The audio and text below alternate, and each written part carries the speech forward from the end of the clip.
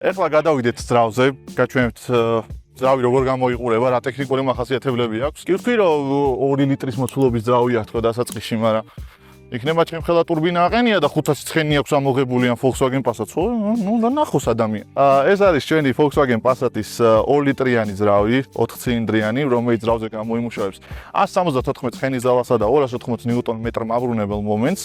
საკმაოდ კარგი ძრავი არის, კარგი ძრავში იმას გულისხმობ, რომ საკმაოდ გამძლე ძრავია და პრინციპში ეგრეც უნდა იყოს, იმიტომ რომ 2 ლიტრიანი ძრავია, თან ტურბო ძრავია და დიდი დათვი თვა არ აქვს, ანუ 174 ცხენი 21 საუკუნეში საერთოდ არაფერი არ არის.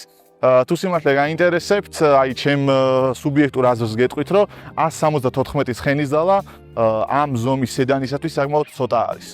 ანუ არა აქვს გაწევა რა, ეხლა ვერ ვიტყვი გაწევა, აი მაგალითად Camry-ს 208 ცხენის ძალა ქონდა, რაც უკვე ნორმალურად შეიძლება ჩაიტოვოს. ანუ ფიქრობ, რომ ამ ხელა სედანს მინიმუმ 200 ცხენის ძალა მაინც უნდა კონდეს, რომ თავისი კუზავ მაინც გაწიოს, ეხლა ანუ სპორტული არ არის, რაზეა საუბარი, ამით გონკაობას არავინ არ დაიწყებს, მაგრამ ანუ თავისი კუზაოს გაწევა უნდა შეეძლოს.